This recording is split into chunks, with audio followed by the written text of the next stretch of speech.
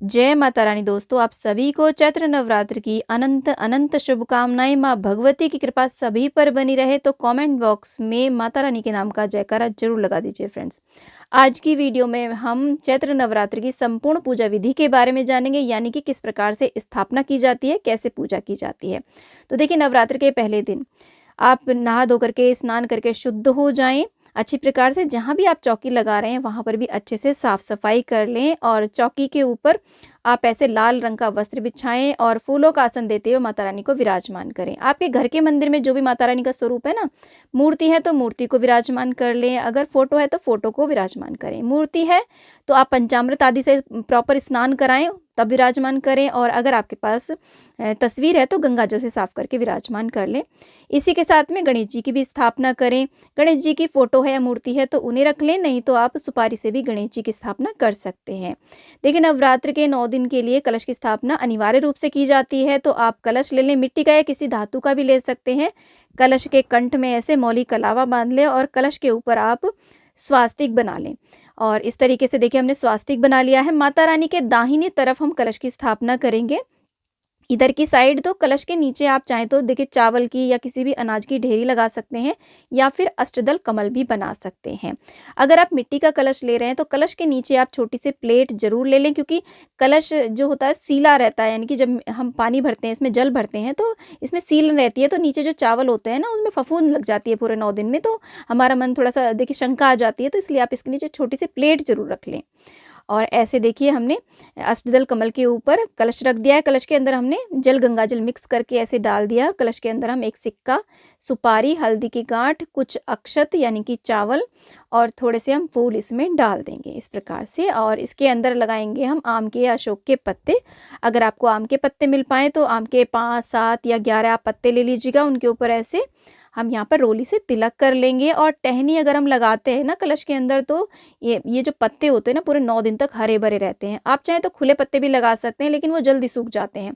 कलश के ऊपर एक हम चावलों से या किसी भी अनाज से भरा हुआ पूर्ण पात्र रखते हैं और उसके ऊपर हम नारियल रखते हैं। तो नारियल को रखने से पहले हम ऐसे चुनरी या कलावा लपेट लेते हैं, और नारियल का मुख पूजा करने वाले की ओर हमें रखना होता है। आप चाहें तो ऊपर की ओर भी कर सकते हैं, लेकिन ज़्यादातर नारियल का जो मुख है वो अपनी तरफ ही किया जाता है। तो हम ऐसे देखिए नारियल को विराजमान करके हम यहाँ पर कलश की स्थापना कर लेंगे। इसी के साथ में देखिए, नवरात्र में ज्वारे उगाए जाते हैं, यानी कि खेतरी रोपी जाती है। तो कोई भी मिट्टी का कुंडा आप ले आइएगा और उसके अंदर आप चाहें तो देखिए रेत भी डाल सकते हैं, या फिर आप ऐसे मिट्टी भी ले सकते हैं और उसके ऊपर हम ऐसे जौ बो देंगे। कहीं कहीं पर जौ और गेहूं मिक्स करके बोए जाते हैं, तो आप दोनों मिक्स करके भी बो सकते हैं। और इसके बाद में थोड़े से देखिए जल के छींटे दे करके हम माता रानी के दूसरी साइड हम ऐसे जौ को रख देंगे। और आप चाहें तो कलश और जौ एक साथ भी रख सकते हैं ऊपर नीचे, या फिर अलग अलग भी इस तरीके से आप रख सकते हैं। तो मैंने यहाँ पर ज्वारे भी रोप दिए हैं। उसके बाद में देखिए हम नवग्रह की स्थापना करेंगे। चावलों की 9 ढेरियां लगा के भी आप नवग्रह की स्थापना कर सकते हैं, या फिर अगर आपके पास नवग्रह यंत्र है तो उन्हें आप गंगा जल आदि से स्वच्छ करके उन्हें भी विराजमान कर सकते हैं। तो मैंने यहाँ पर 9 चावलों की ढेरी बना ली है और उसके ऊपर ऐसे हमने सुपारी रख करके नवग्रह की स्थापना कर ली है। और अगर आप देखिए अखंड जोत जला रहे हैं तो एक बड़ी हमें जोत तैयार करनी होती है। और ये जो जोत है आप देसी घी से या तिल के तेल से जला सकते हैं, जिससे भी हम जलाना स्टार्ट करते हैं ना पूरे 9 दिन तक वही जोत जलाई जाती है। और फिर हम देखिए एक प्लेट लेंगे और उस प्लेट के ऊपर ऐसे चाहे तो आप स्वास्तिक बना सकते हैं या फिर अष्टदल कमल बना सकते हैं। और ये जो बाती ली जाती है ना, ये बाती सवा हाथ की ली जाती है। कच्चे सूती कलावे से भी आप बना सकते हैं या फिर कच्चे सूत से भी बना सकते हैं। मार्केट में भी बनी बनाई ये बातियाँ आती हैं। और ऐसे हम देखिए माँ भगवती का ध्यान करते हुए, गणेश जी का ध्यान करते हुए अखंड ज्योत को प्रज्वलित कर लेंगे।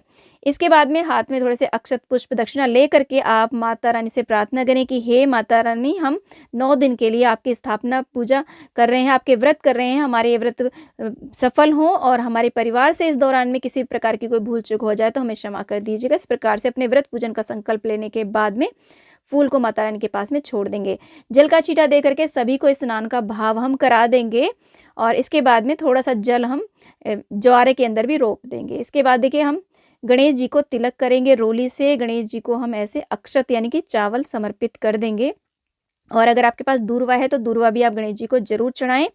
और वस्त्र रूपी कलावा, और अगर आपके पास जनेऊ है, देखिए पीला जनेऊ हो या सफ़ेद हो, कोई भी वो जनेऊ आप गणेश जी को अर्पित कर दें और फूल चढ़ा दें। इस प्रकार से फूल भी हम गणेश भगवान को चढ़ा देंगे। और इसके बाद देखिए कलश को भी हम तिलक कर देंगे, और यहाँ पर और जो नवग्रह हमने बनाए हैं उनको भी हम तिलक कर देंगे। और ध्यान रहे देखिए नवग्रह को हमें मतलब हिलाना नहीं होता है, तो आप चाहें तो ऊपर से तिलक सूखी रोली भी चढ़ा सकते हैं या चंदन चढ़ा सकते हैं। ज़्यादा हमें इन्हें हिलाना नहीं होता है। जो अखंड जोत हमने जलाई है, अखंड जोत का भी हम ऐसे तिलक कर देंगे। और इसी के साथ में माता रानी को, माता रानी का जो वाहन सिंह है उनको भी हम ऐसे तिलक कर देंगे। और इसी के साथ में जो हमने ज्वारे यानी कि खेतरी उगाई है, खेतरी पर भी हम ऐसे तिलक कर देंगे। सभी को हम ऐसे अक्षत चढ़ा देंगे। जैसे तिलक करने के बाद में हम अक्षत लगाते हैं ना चावल, वो चढ़ा देंगे। इसके बाद में माता रानी को हम चुनरी उड़ा देंगे। लाल रंग की चुनरी माँ को बहुत ज़्यादा प्रिय है, चुनरी हमने उड़ा दी है। इसके बाद में देखिए जो हमने नवग्रह की स्थापना करी है ना, उनको भी हम ऐसे वस्त्र रूपी कलावा समर्पित कर देंगे। तो ये नवग्रह को हम पहले दिन ही समर्पित कर देंगे, रोज रोज नहीं करेंगे। तो ऐसे हमने सभी को वस्त्र रूपी कलावा समर्पित कर दिया। इसके बाद में हम फूल चढ़ाएंगे। देखिए गणेश भगवान को, माँ भगवती यानी कि दुर्गा माता को गुड़हल का फूल बहुत ज़्यादा प्रिय है, लाल रंग के फूल बहुत ज़्यादा प्रिय है। अगर आपको मिल पाए तो उन्हें जरूर चढ़ाएं, नहीं तो जो भी फूल मिल जाते हैं वो आप समर्पित कर सकते हैं। तो वरुण कलश देव को, सभी को हमने फूल चढ़ा दिए, और हमने एक अलग से दिया जला लिया है, और ऐसे सभी को हमने धूप दीप दिखा दिया है। इसके बाद में हम भोग लगाएंगे। देखिए भोग में आप कोई भी आप मेवा मिठाई ले सकते हैं। वैसे माता रानी को पूरे 9 दिन में अलग अलग प्रकार के 9 भोग लगाए जाते हैं, वो भी आप लगा सकते हैं।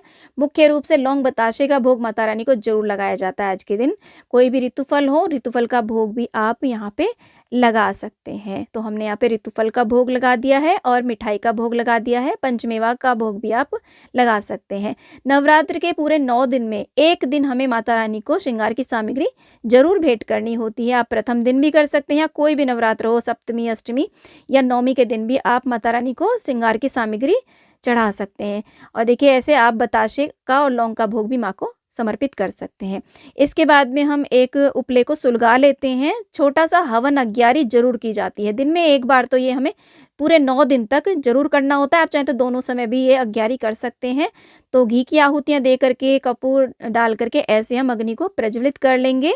इसके बाद में लौंग के जोड़े चढ़ाए जाते हैं घी में लगा करके, और इसके बाद में देखिए हम बताशा भी घी में लगा करके ऐसे लौंग बताशे का भोग हम अग्नि में समर्पित कर देते हैं। अग्नि में हम हवन सामग्री से भी 5, 7, 11, 21, 51 जितनी चाहे उतनी आप आहुतियां दे दीजिएगा, माता रानी का जो भी मंत्र आपको आता हो वो बोलते हुए।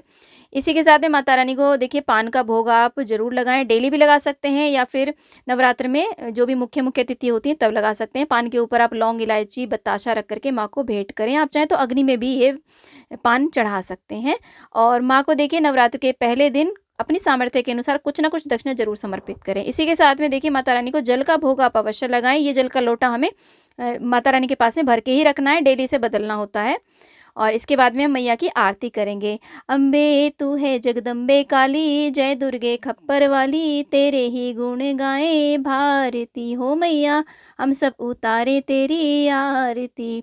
ऐसे जो भी आपको माता रानी की आरती आती हो वो आरती गाएं। आरती करने के बाद में आप इस प्रकार से हाथ में जल लेकर के आचमनी अवश्य करा दें। इसके बाद मैया रानी से हम प्रार्थना करेंगे अपने घर परिवार के लिए, घर में सुख समृद्धि और सभी की रक्षा के लिए, और पूजा में रही कमियों के लिए हमें बारंबार क्षमा याचना जरूर करनी है। देखिए इस प्रकार से पूजा करने के बाद में आप चाहें तो यहाँ पर बैठ करके श्री दुर्गा सप्तशती का पाठ कर सकते हैं। आप चाहें तो नव दुर्गा के जो माता रानी के 9 स्वरूप हैं जिनकी अलग अलग कथाएं होती हैं उन्हें भी आप यहाँ पर बैठ करके सुन सकते हैं या पढ़ सकते हैं, या फिर नवरात्र व्रत कथा जो होती है वो भी आप यहाँ पे बैठ के सुन सकते हैं। इन सभी का वीडियोस आपको हमारे चैनल पे मिल जाएगा। आप सारी कथाएं हमारे यहाँ से सुन सकते हैं। पूजा करने के बाद में जो कथा सुनते समय हम जल का लोटा भर के रखेंगे उसे सूर्य को अर्घ्य दे देंगे। जो भी आपने यहाँ पर भगवान जी को भोग लगाया है उसे आप प्रसाद के रूप में सभी में बांट दीजिएगा। तो इस तरीके से नवरात्र के पहले दिन स्थापना की जाती है। सुबह के समय, शाम के समय में भी हमें यहाँ पे पूजा करनी होती है, भोग आरती करनी होती है। सुबह को थोड़ा बड़ा पूजन होता है, शाम को धूप दीप आरती करते हैं। जो भी फलाहारी भोजन हमने बनाया होता है वो माँ को अर्पित करने के बाद में जो भी व्रती है वो उस भोजन को ग्रहण करता है। तो फ्रेंड्स, चैत्र नवरात्र के प्रथम दिन की ये पूजा स्थापना का वीडियो आपको कैसा लगा मुझे कमेंट बॉक्स में ज़रूर बताइएगा। वीडियो थोड़ा सा भी पसंद आया हो, यूज़फुल लगा हो तो प्लीज़ वीडियो को लाइक, चैनल को जरूर सब्सक्राइब करिएगा, और कमेंट बॉक्स में जय माता दी अवश्य लिखिएगा। फ्रेंड्स, माँ भगवती की कृपा आप सभी पर बनी रहे। जय माता दी।